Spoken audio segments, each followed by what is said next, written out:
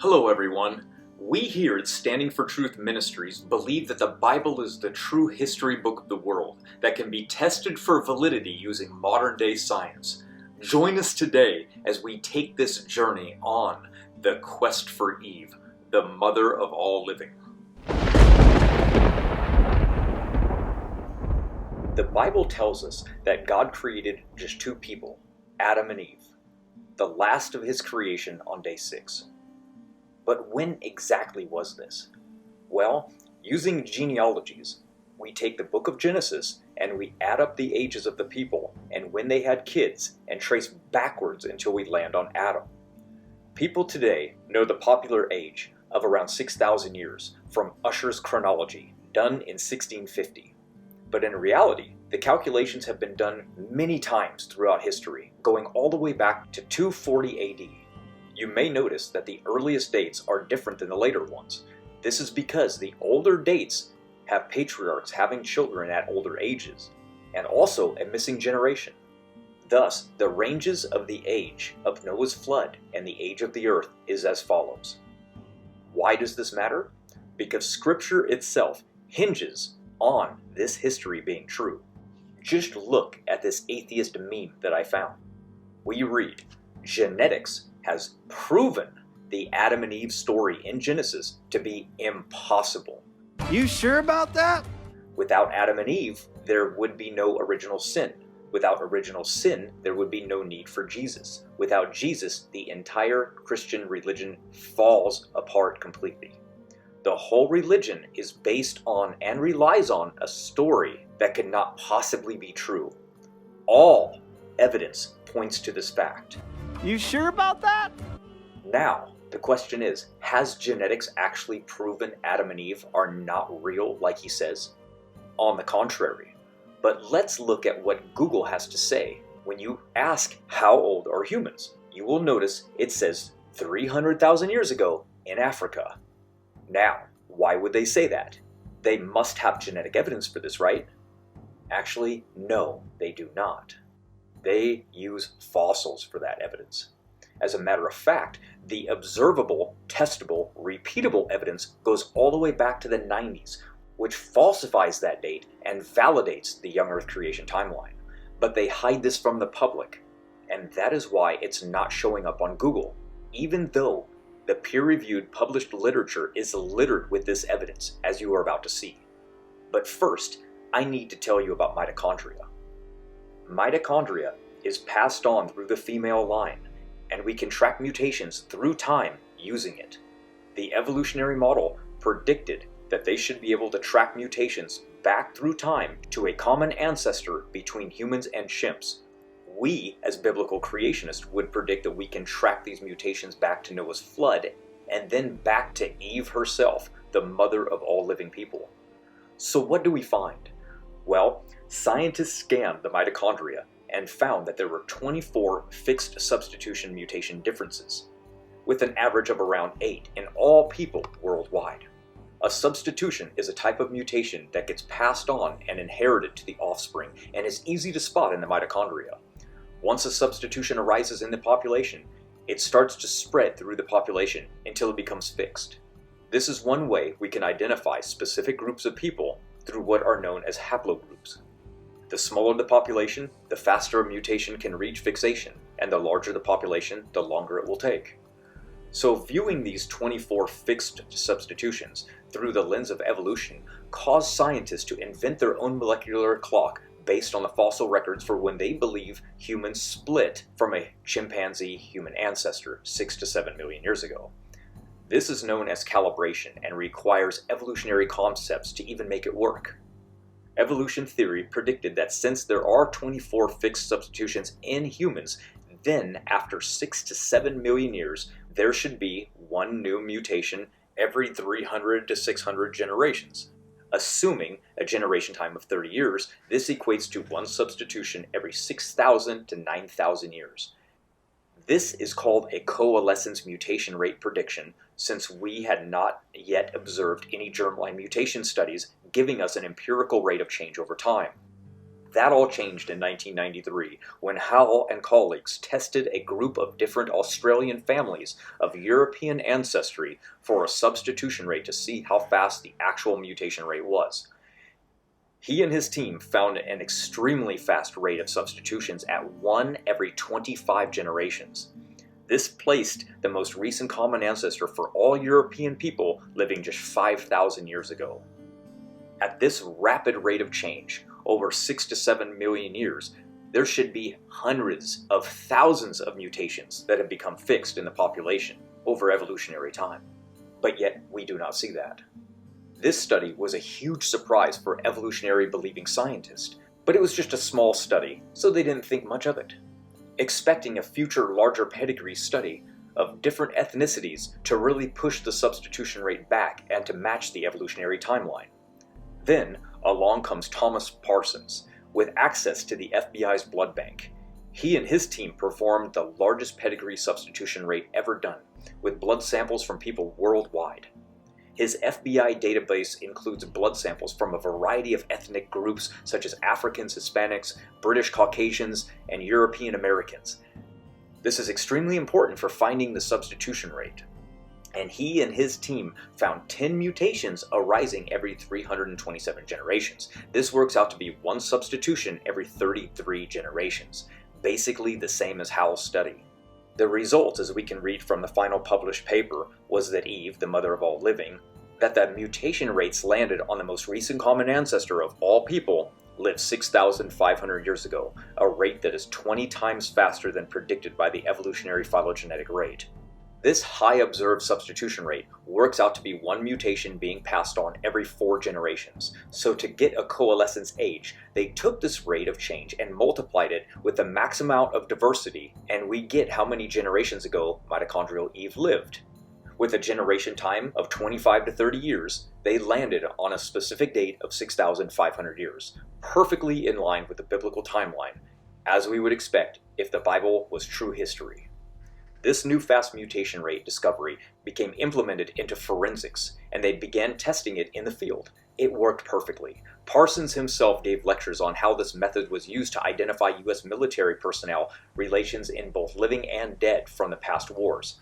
But then the real test came, in the form of identifying 2 missing children related to the Romanov family. This Russian royal family were exiled and eventually executed along with 4 royal staff members. Their bodies were dumped and placed in a mass grave in an open field. 2 other bodies were found buried in a separate grave 7 meters away. Using Parsons' mutation rate, they now had irrefutable evidence that the 2 bodies next to the mass grave were the 2 children of the Romanov family, the boy and one of his sisters. Ann Gibbons reported on this study, admitting that the verification of these results really was troublesome. We read, "But solving the mystery of the Romanovs' remains raised a puzzling question. The first troubled forensic experts and is now worrying evolutionists. The result of the DNA analysis were published in Nature Genetics in 1996. It could also complicate the lives of evolutionary scientists who used the mtDNA mutation rate as a clock to date such key events as when human ancestors spread around the globe. Evolutionists have assumed the clock is constant, ticking off mutations every 6,000 to 12,000 years or so. Regardless of the cause, evolutionists are most concerned about the effect of a faster mutation rate. Using the new clock, she would be a mere 6,000 years old." This was all the way back in 1997, mind you. They have known about this problem all the way back then, and know that the observable, testable, empirical mutation rate points to the mother of all living people just a few thousand years ago. And you can see their evolutionary worldview when we read the paper through. For instance, no one thinks that's the case, meaning no one actually believes the results can be trusted because evolution is true. No one thinks the mother of all living existed just 6,000 years ago. That is a broad generalization, excluding about half the United States population who actually do believe in young Earth creation and does think she's actually the mother of all living. So evolutionists attacked this study with desperation. Macaulay and his team were the first. They invoked a few rescue devices like random genetic drift, selection, and even a slowing down of the mutation rate in the past. But Howell, who published the first study on mutation rates, countered every argument and published his own paper defending Parsons' results. No counter-argument was ever made, and both agreed to let future study results either confirm or falsify these results. So remember, what did they predict? One substitution every 300 to 600 generations. What did we find? Only 24 fixed substitutions with one mutation arising every 25 to 33 generations. And they admit this should not be the case. Look right here, little diversity. It is thought we split from a common ancestor with chimps 5 to 6 million years ago, more than enough time for substantial genetic differences to develop. Yet, those differences aren't there. But then it gets even worse. We finally tested the first organisms outside of human, and guess what? The mutation rate is off the charts fast as well. They state, our work appears to support the human analysis, which have suggested a very high mutation rate. If human mutation rate is faster than thought, it would have a lot of impact in looking at human diseases and forensics, as well as the evolutionary rate in humans. So, this approach has revealed a higher mtDNA mutation rates, but the results have not been accepted by many scientists. Surprise, surprise. Not accepted? I wonder why. Could it be that the only reason they do not accept these obvious results is because they literally validate the young Earth creation model and falsify their own evolutionary model? What other possible reason could they have for rejecting these rates? They are obviously observable, they're testable, they're repeatable, they're predictable, they're used in the field, and of course now we have found that in many other animals that it all confirms that the rate is fast, beyond a shadow of a doubt. The only reason they would not accept this evidence is because they have a biased view of history regarding deep time evolution, and either they want or need it to be true for a number of reasons. But we'll continue. In 2018, the evidence became overwhelming. The Rockefeller University study came out showing that all life, genetically speaking, was the same age, being tested in a new way called DNA barcoding, where they found that after testing millions of species, they discovered what they call low average pairwise differences. And we read, all species show the same lack of barcode diversity. Although it is easy to imagine that humans passed through a bottleneck 170,000 years ago, it is hard to believe that the exact same thing happened in all species. And it should be hard to believe. It's ridiculous. One of the scientists working on this said this conclusion was very surprising and I fought against it as hard as I could. But what does he mean he fought against it? Why would he have to even do that in the first place? Oh, that's right, because he needs evolution to be true and the discoveries kept ruining it for them time and time again. But it is no surprise that they can only view history through the lens of deep time evolution. For one reason, it's all we were ever taught in school, without any alternative, and also because their jobs hang in the balance, including getting government grant money. So what did they find? Well, they found low genetic diversity that was not expected, nor such a fast rate of change. Evolution only had one option left. Invent a global bottleneck to reset genetic diversity. Yep. And that's exactly what they did. With literally zero physical evidence, they managed to dupe everyone. This global bottleneck would allow for a genetic reset in all life, making them appear to be the same age. But the problem is, what kind of bottleneck could have killed all life, leaving no trace behind? You can see the confusion of the evolutionists in their very comments on this subject. We read from biologist Paul Herbert, who was also part of the study, did herrings really pass through an equally recent population bottleneck, and anchovies too? How could not only all land life, but aquatic life die at the same time? So then they went to the fossil record, 200,000 years ago, where they believed this mass extinction event took place. What did they find? There is no trace in the geologic column of any global event in the last 200,000 years. And any event that slashed populations that significantly surely would have led to a noticeable spike in extinction rates. Where are the corpses? Where are the bodies? What's going on? They have nothing. So what are some of their rescue devices? Well, one, an unknown discrete event that left no evidence behind, since nothing out of the ordinary happened during this time, even in Africa. Another is that maybe climate change was to blame, and that is what killed off the sea life.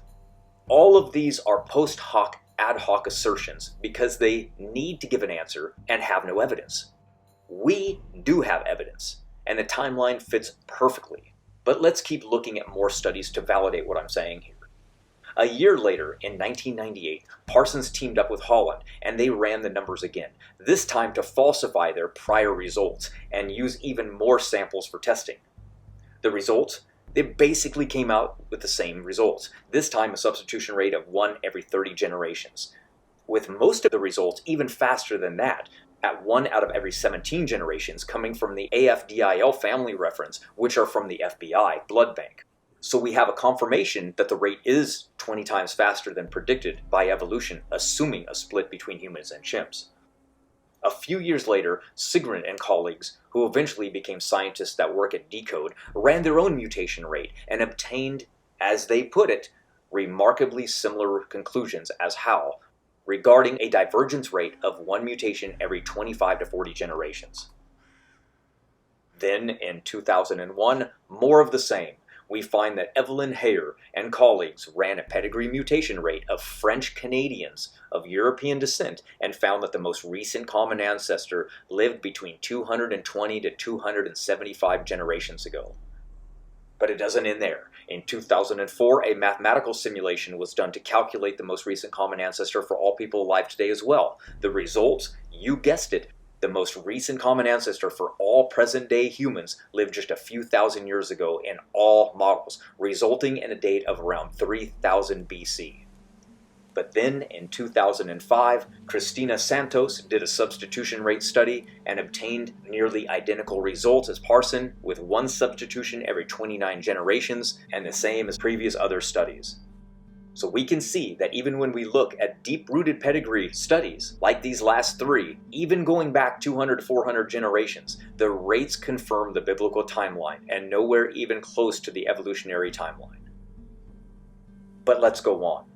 Because then, in 2012, Lorena Madrigal found a mutation rate also matching Parsons, and prior studies showing that the rate, like usual, was 13 to 42 times higher than most phylogenetic estimates.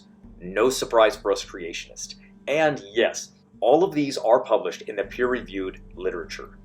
So when you type into Google, how old are humans, and you see 200 to 300,000 years, you know this is just typical evolutionary bias being pushed on the population who doesn't know any better in an attempt to discredit the biblical timeline by rejecting their own secular scientists on the actual observed rate of change.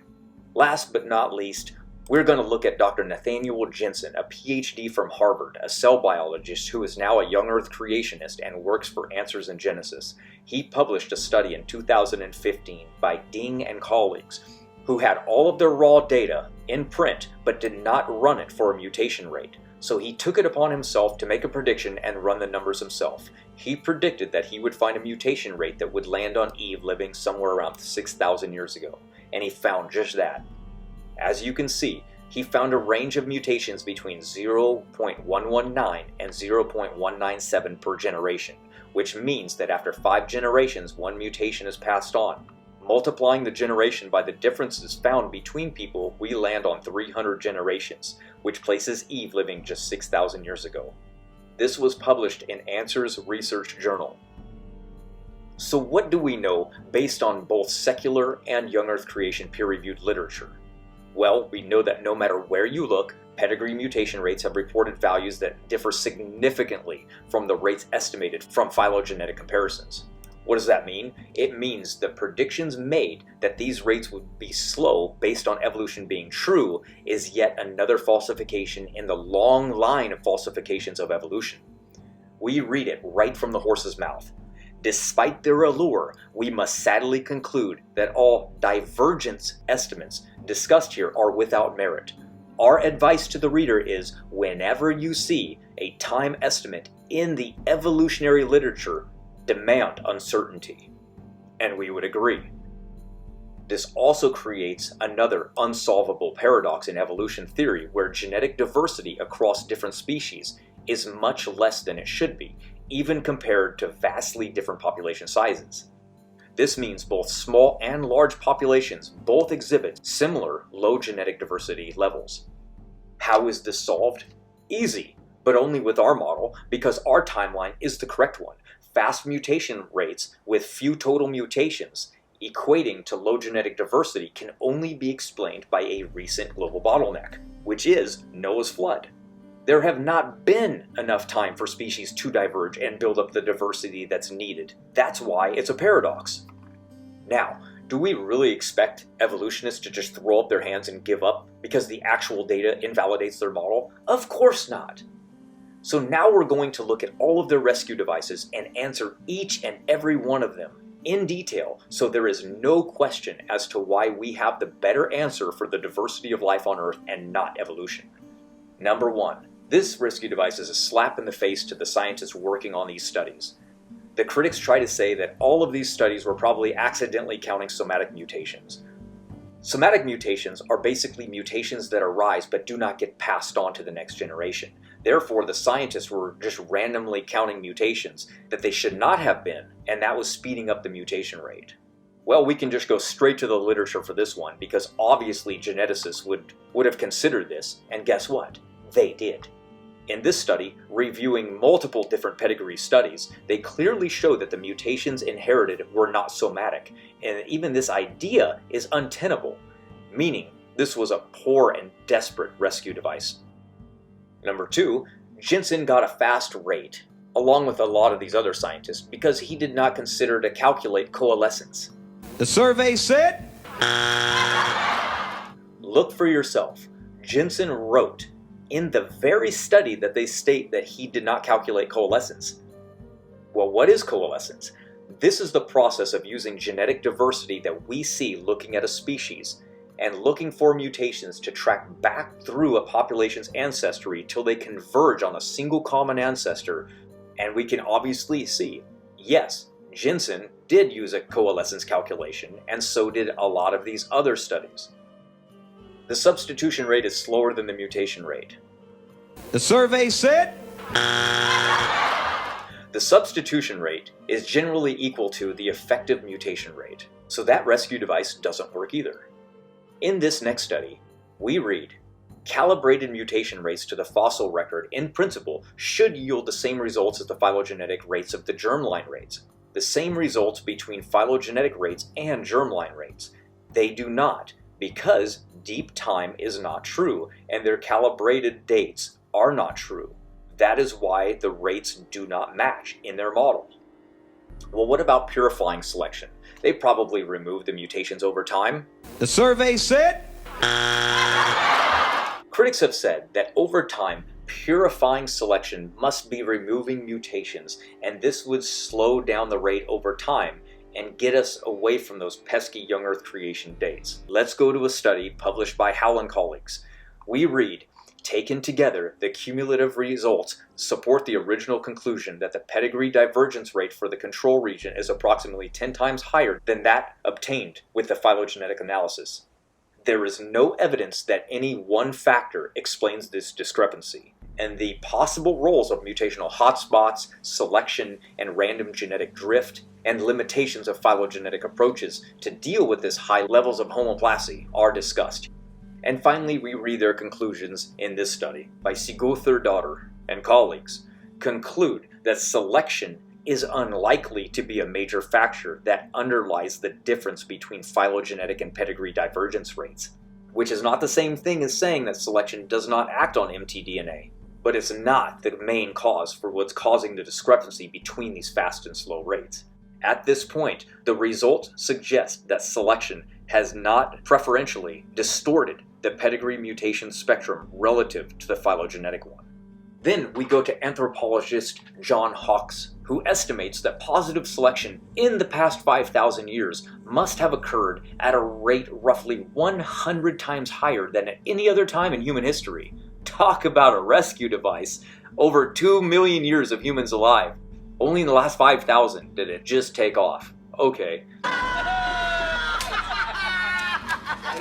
But we also find this pattern of new harmful SNVs, which are single nucleotide variants mutations, arising just 5,115 years ago. All of this makes perfect sense and fits with our model, but the theory of evolution cannot make sense of it without rescue devices. All they can do is throw out rescue device after rescue device after rescue device to save this dying theory. But it doesn't end there. There's even more bad news for evolutionists yet again. We don't have to look just to a small dyad or triad pedigree mutation rate study, but 2 different 50-generation deep, unbroken chains of chicken pedigree mutation rate study. And guess what?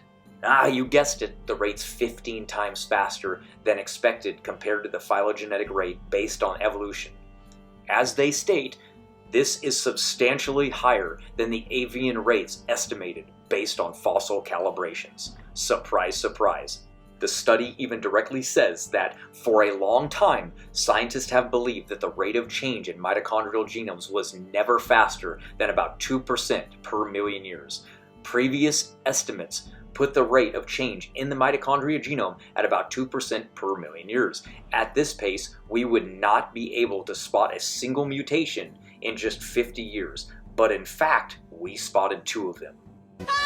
So using the observed mutation rate of 1 mutation every 24 generations, using BLAST, which is a program, we were able to see that the maximum diversity in chickens is around 1,159 mutation differences. We're going to be multiplying it by the differences of the 2 lineages we get, tracing back 13,865 generations, which lands on 7,625 years ago. This lands on the date of creation, meaning Noah had more than 2 of them on the ark, as they were considered a clean species, and thus they would have been in pairs of 7, which would have had different mitochondria, allowing us to go past Noah's flood back to the creation of Adam and Eve's time. This deep-rooted pedigree study shows us that purifying selection had no effect, even over many generations, at slowing down the mutation rate. Another young Earth creation prediction that we have on paper finally got tested during the making of this video. Sam, from our team Standing for Truth, said to me that Egyptians have been mummifying cats for a long time. He said, I bet if we took their DNA and we ran a mutation rate on them, I predict that they would align perfectly with the young Earth creation timeline and won't go back 200,000 years or even close to it. As a matter of fact, the most recent common ancestor from that time will only go back a couple thousand years to a cat that was on the ark.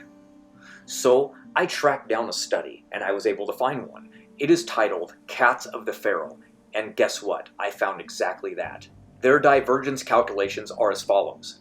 The key step in dating the most recent common ancestor came from my divergent estimates by comparing the mitochondrial sequences from the mummies to modern-day cats. The researchers estimated how long ago the most recent common ancestor of all of these already ancient mummified cats lived. This calculation is based on the genetic differences between the mummified samples and the current populations of domestic cats and their differences. They found that in the FMU1, one of the mummified cats, had a unique mitotype that was related to mitotype G, found in some modern Egyptian cats. The divergence from this mitotype was estimated to have occurred anywhere between 1.99 thousand and 7.5 thousand years ago. Similarly, the divergence times for the other 2 mummies were also calculated and fall within the exact similar range of 1,970 years to 7,500 years, reinforcing this conclusion. The conclusion of the study? The coalescence of the mitotype estimates that the common ancestor of the mummies existed between 1.97 and 7.5 thousand years ago before their existence. Cats were mummified between 664 BC to 250 AD with a mean of 207 BC. So we can easily explain this in the young Earth creation timeline, as it can place the most recent common ancestor of all Egyptian cats just 2,177 BC, or 4,200 years ago, using the fastest rate. Or, if we just go by the mean average, we get 4,735 BC, or 6,760 years ago, by using the average mean. As you can see, time and time again, the numbers favor the biblical young Earth creation model, and we can answer all of these rescue devices very easily, even making testable predictions on things we've never tested before. So now, what do they have left? Well, mutations still point to Africa as the oldest people group, right? Trying to suggest that humans evolved in Africa first, from primates of all things, and not from Adam and Eve. What do I have to say against that? Well, that's wrong as well. This is asserting that all people mutate at the same rate, populations stayed the same size over evolutionary history, and that they all have kids around the same age and the same time. None of this is true. So when we're looking at a tree like this, what you are seeing are different people groups and how many mutations they have in them. Some branches are long, meaning they have more mutations. This is viewed as them being older lineages, while shorter branches are younger. But is that always the case? No. There are lots of reasons a branch can be longer or shorter, even though inhabitation of a region began at the same time. Now remember what I said about mutations reaching fixation? This is based on population size. So smaller populations have faster rates of genetic drift and less purifying selection, making mutations fixate faster. We also have studies that show people groups mutate at different rates. Here we can see from the Parsons paper all the way in the 90s that most of the samples are actually fast, much faster than the published rate. These results all came from the FBI blood bank, while at the bottom we can see that the results from the Amish families were actually really slow. And they found this same result that Parsons did in 2020, where the Amish mutate about 7% slower compared to other populations when compared. And they don't even know why either. They state, "We did basically everything we could to try to figure out what kind of artifact would be causing it, and we couldn't find one." Then we go to the African population themselves, and we see that they have a faster mutation rate over other populations because they have more recombination hotspots called PRDM9 than other people groups. They also live in a tropical region by the equator, which also causes an increase in mutation rates as well. They also have lower generation times than other people groups. Put all of this together and we have Africans with faster mutation rates, smaller populations living in warmer climates that have more PRDM9 sites than other people groups.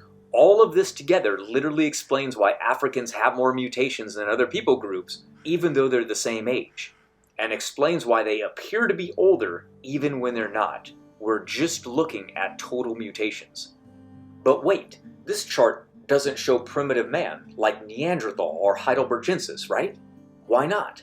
Well, evolution tells us that we descended from Heidelbergensis, and we diverged along with Neanderthal. And if we add those to the chart, then it disproves young Earth creation, because they have far more mutation differences than even Africans do that we cannot account for in the young Earth creation timeline.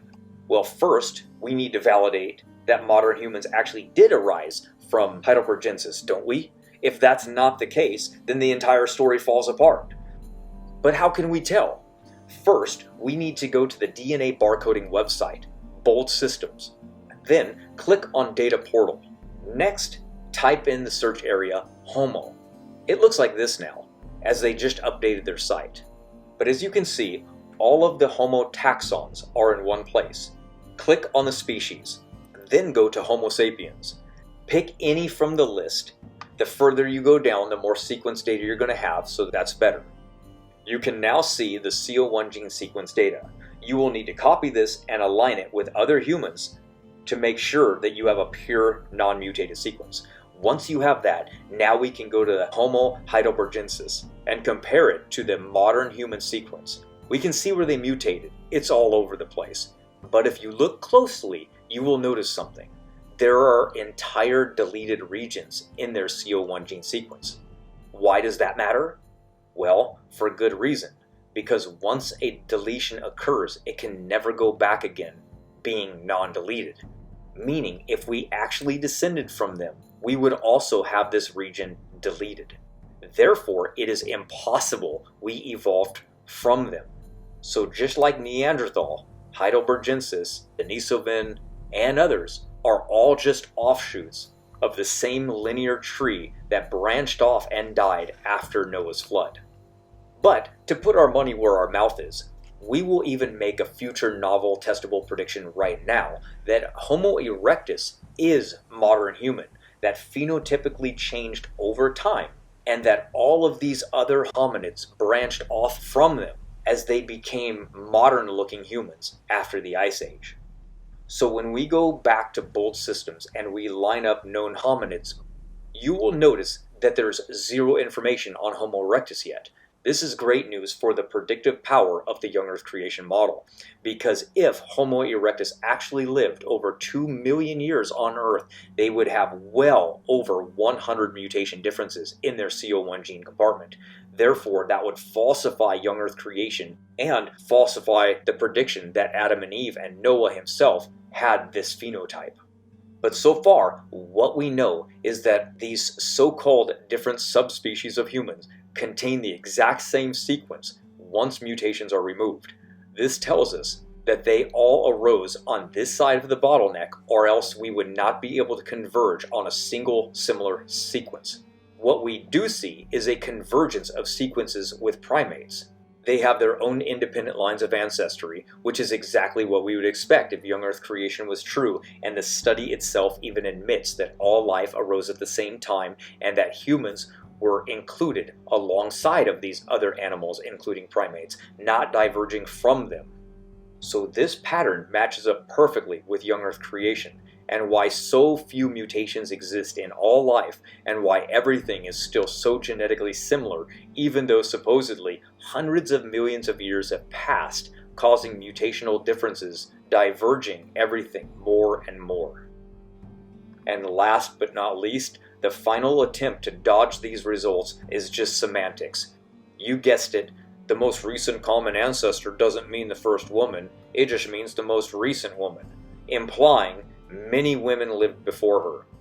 It's just a coincidence that the mother of all living people today lands on the 6,500 year timeline of the biblical young Earth creation model, what we predicted. Yes, we realize what most recent common ancestor means, but trying to even remotely explain how a world full of women, numbering in the millions, could have all left not a single trace of a lineage behind is beyond ridiculous. Just using their own assumed numbers, and it gets even worse. Let's just go with the low end here. So if half of 10 million people, which is 5 million women, were alive 6,000 years ago, what possible genetic global bottleneck could have caused 4.999 million other women to not pass on their mtDNA? Did women only give birth to males all at once for a single generation? Did all of Asia and India and Australia and Europe and North and South America and all the isolated populations on islands just stop having children as a single woman somewhere in the world we all descended from 6,000 years ago?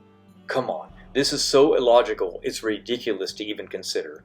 Yet, that is what they want us to believe. Leave common sense at the door and just listen to whatever they invoke to try to propose that a most recent common ancestor for all humans lived just 6,000 years ago. If they want to actually use the observable empirical rate of mutation we see in studies, they would have to agree. But no, evolutionists do not like these studies.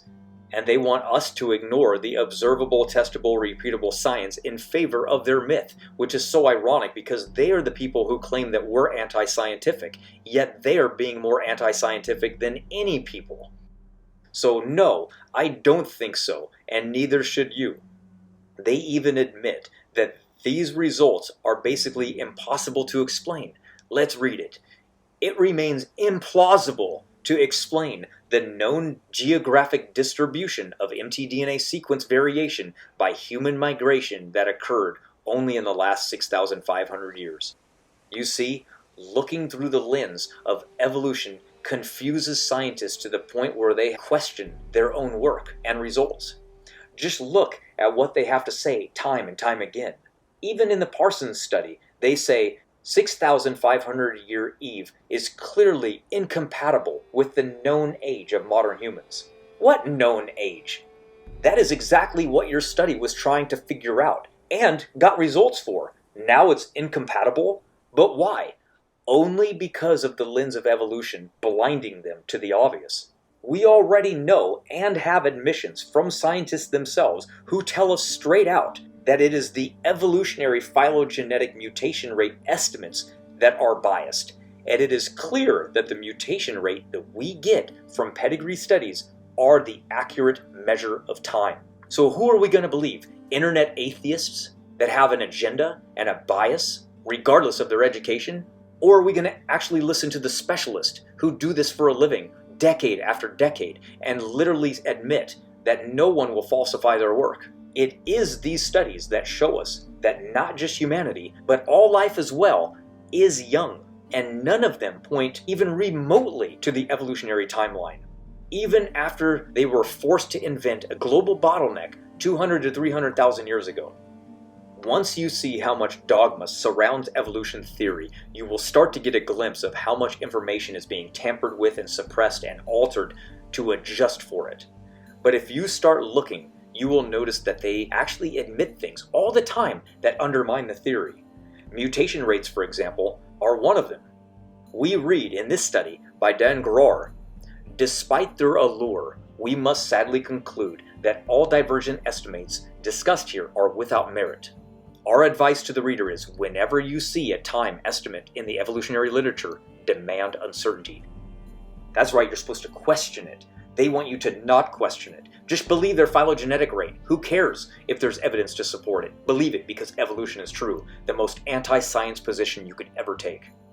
Professor Jane Balmy from the University of Western Australia admits there is a general perception that there is a competition to get the oldest date, and there is kudos to it. What does she mean by kudos? She means the benefits that come along as a reward, such as more government grant money, names in publications, newspapers, and fame. Lots of things come from it. They are literally working backwards, starting with a conclusion, then trying desperately to force fit the data. Then they have the audacity to say that's what we're doing. And that is what you call projection, my friends. It is a common tactic the enemy uses, when we're the ones looking at the data for what it is. And it matches perfectly. There's no retrofitting. The reality is it is our model that has made and continues to make the accurate testable predictions, not evolution. So the discrepancy between the phylogenetic and pedigree mutation rate is solved. But why does this matter so much? Well, we're not just using the mutation rate to point at Eve. Mutation rates are literally what we use to determine diversity. So if mutation rates are fast, and they require them to be slow to explain the diversity of life on Earth through the evolutionary lens, then everything changes. Fast mutation rates change the rate of speciation and diversification, and that's exactly what we see. In this next article, Do We Need a New Theory of Evolution? We read, one of the most fascinating recent areas of research is known as plasticity, which has shown that some organisms have the potential to adapt more rapidly and more radically than was once thought. Descriptions of plasticity are startling, bringing to mind the kinds of wild transformations you would expect to find in comic books and science fiction movies. That's right, things are changing so fast because evolution is not true. Adaptation is quick. These things happen through epigenetic regulation, and phenotypic diversity changes rapidly. And don't forget, Parsons' study did not just look at the mutation rate being good for the FBI, which is only looking at maybe 1 or 2 generations, back at cold case files, but for human history itself. Researchers who once assumed evolution require a millennia are documenting species adapting in mere decades, or even shorter time frames. Adaptation is happening right under our noses, in our lifetimes. Species are evolving at speeds that Darwin could have never imagined. And this is why 1/3 of biologists now question Darwinianism. They can't ignore the evidence forever, but the problem is they don't have an alternative. We're not taught an alternative when we're going to school. So they don't have anything to turn to. And anytime somebody tries to get biblical creation model taught at schools, all they're met with is resistance from an atheist group called the Freedom from Religion organization. So though now scientists are now having doubts and not believing in the nonsense anymore, they will never find the true answers unless they're somehow able to find young earth creation content, which atheists are hard set to suppress. Why? If it's not true, why do they care? What are they afraid of? They're afraid because it is true. Otherwise, they wouldn't care at all. But now it's time to confirm these pedigree studies in mtDNA with other factors outside of that. Let's first start with a similar theme and look at the mutation rate of the Y chromosome. Because, just like mitochondria, when you Google, how old is Y chromosome Adam, you get an answer of an even older date. But just like mitochondrial Eve, you cannot trust it at face value. Young Earth creationist Nathaniel Jensen from AIG, who I mentioned earlier, wrote a book called Traced, where he details human history using the new data that he found in the published papers. that he also published in the Answers Journal. And you can see it right here, where the results came back showing that the Y chromosome Adam could have lived as recently as 4,500 years ago. So was this really Adam from the Bible? No, this was Noah. But how did he find this? Well, he went to the published peer-reviewed literature, and he found that the most recent pedigree mutation rates on the Y chromosome actually discovered extremely fast mutation rates, opposed to the two earlier studies. But why? Well, he found out that they used a process called high coverage sequencing, where they scanned the Y chromosome multiple times and not just once, like the old studies did. He found that the more it was scanned, the more mutations they would find, and they had missed tons of mutations in their earlier studies. Then, to make matters worse, when they did scan and they did find a fast mutation rate, being 10 times faster than expected, they hid it. They placed it under the supplemental portion of the data set, and it forced them to explore additional filters, meaning they didn't like the results, and they were worried they were probably going to lose grant funding, and so they basically just ignored it and focused on other data sets that gave them the conclusion they needed. But their rate was again confirmed just 2 years later by Moretti and colleagues, where they again found a rate of 3 mutations per generation being passed on. So with a total of just 440 mutations maximum in the human population today, we only need to go back 146 generations before we land on Noah himself. This again matches perfectly with the biblical timeline and nowhere even remotely close to the evolutionary timeline. But it doesn't end there. We can take that mutation rate and line it up with biblical history going from Noah to Peleg, and we land directly on the 6th generation, where we read about the biblical Babel dispersion, and it just so happens to land perfectly on the formation of new haplogroups that explode right out of the Middle East, exactly like the Bible says happened, and exactly what we find historically through archaeology and historical writings. This is undeniable evidence that genetics confirms the Bible as well. So here are the facts. We only have a single line of both male and female lineages going back to the recent past, landing directly on the biblical timeline. Both lineages today have low genetic diversity and a fast mutation rate. This combination can only be explained by a recent creation and recent global bottleneck. The case for genetic Eve living recently and directly landing on the biblical timeline is so overwhelming that critics have to reject the observable, testable, repeatable, and empirical rate of mutation found in published peer-reviewed scientific studies worldwide from independent scientists over decades of time, which are used to make accurate testable predictions, all while advocating for their own evolutionary assumption mutation rate based on the fossil record that cannot make any accurate testable predictions and has been falsified time and time again and is not used in the field at all like the pedigree mutation rate is. The choice is obvious. But like I said earlier, this is still not enough. We want confirmation after confirmation after confirmation. Let's validate these mutation rates with other branches of science and see if they corroborate these rates. What would we expect if young Earth creation was true based on what the Bible says? Well, we would expect that all of humanity only goes back around 5,000 years, including every other major aspect of humanity, including other life forms. So let's see if that's true, shall we? Human history does indeed only go back a mere 5,000 years. Mathematics, again, just 5,000 years.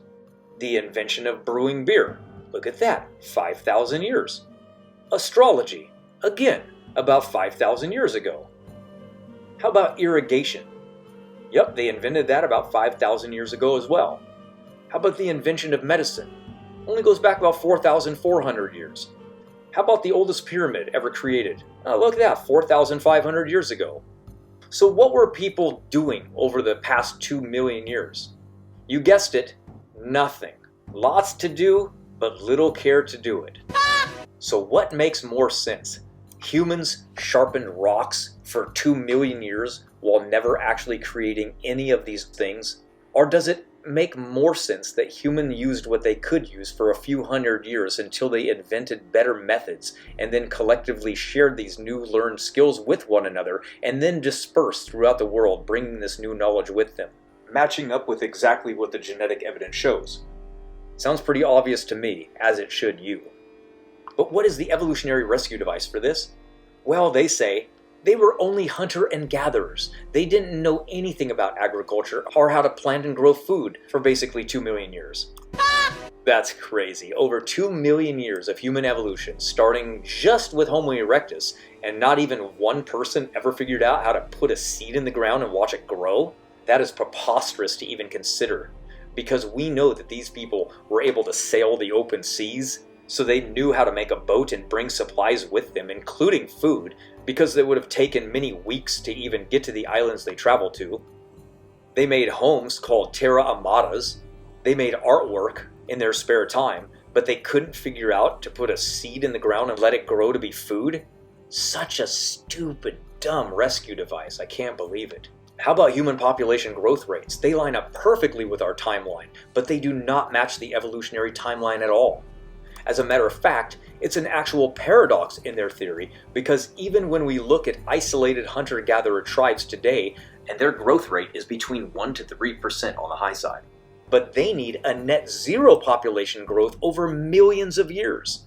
For that to work, they need a catastrophic event happening every 50 years to make it possible, which is clearly incompatible with what we see and know. Not to mention, we do not find any remnants for these millions of people that have existed over these millions of years. Where are all the bodies? They're just missing. Do you know why they're missing? Because the story is not true. It's literally just that simple. How about speciation rates? Let's look at birds, shall we? We know how many families of birds exist, so we can assume that's how many bird families were on the ark. We know how fast they speciate now, and we know how many have become extinct. So we can run the math and find out how well it aligns with how many species are alive today over the past 5,000 years. The math shows us that even using a 1% extinction rate, which is a bit high and mostly expected in the last 500 years where they pushed it up to 1.4%, we land on 17,541 species. What do we find when we look to how many bird species are alive on the planet today? About 18,000. The number lines up perfectly with what we would expect and would predict based on Noah's flood and its timeline. But it doesn't end there. This is just the tip of the iceberg. How about the oldest living oceanic organism, which is a black water coral? The oldest species alive is about 4,270 years old, based on growth bands. And the entire Great Barrier Reef is just around 4,200 years old based on growth rates, lining up perfectly, yet again. How about the world's largest and oldest mushroom? This title goes to what is known as the honey mushroom. It is estimated to be around 2,400 years old, but it could grow slower in some seasons, with an upper limit placed at around 8,000 years. But this age is highly speculative and ignored by most. Based on the observed rate of growth, the consensus agrees that the age is around 2,400 years old. How about the oldest trees on Earth, based on growth rings? You guessed it, almost 5,000 years old, perfectly matching the timeline yet again.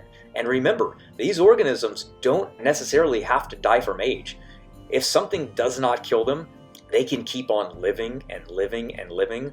So why don't we have any organisms older than the flood itself? The answer is obvious. The world's oldest desert, based on the rate of desertification, is the Sahara Desert, and it's only around 4,000 years old. How about genealogies? We have many of them. Here's one of my favorites, and it's housed in the British Museum and shows an unbroken chain of royalty going back from Queen Elizabeth II all the way back to Noah, to a male child that was born to one of Noah's sons while on the ark. We also have the oldest unbroken chain in Africa, and guess what? It doesn't go back to an African heritage history, it goes back to biblical history. Ethiopia has a historical record of an unbroken chain going back to King Solomon himself.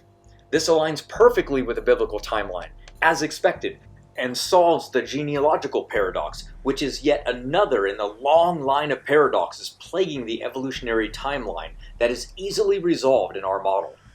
Will they accept these results? Of course not. They have incentive to believe what they do. They need it to be true. They will not accept evidence, no matter how much is given or presented. I just hope that you, the viewer, are a little bit more open-minded than these emotion-filled critics. So again, how about the arrival of new mutations? That's right, about 5,000 years ago, They just arise out of nowhere, directly in line with the biblical timeline. Come on, what are the odds of this? What about phenotypic diversity? Phenotype is how something looks. If evolution was true, people would have a diverse package of diversity, with Africans having far more since they've existed for many thousands of generations longer than other newer people group. Yet, what do we see? We find that people all have the same phenotypic diversity between themselves, exactly what we would expect if all people were related in the recent past and diversified together from a recent Tower of Babel. We also notice that humans have massive phenotypic diversity, but primates do not. Theirs is all very low, no matter what species you look at. This falsifies the out of Africa theory as well. What about languages? If evolution was true, we should all be able to track backwards and converge on a single human family language. Unless, of course, they want to try to say that humans evolved language independently almost 100 different times in the world, which is ludicrous. What do we actually find? Well, the Bible tells us that mankind all spoke one language. God confounded their language, and each group got their own. Well, when scientists do linguistic studies, we only find diverse language families existing that are all independent of one another, exactly like the Bible says. And where do we find these languages spreading out from?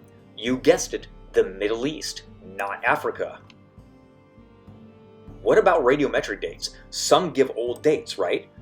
But how can those which give old dates also give young dates at the same time?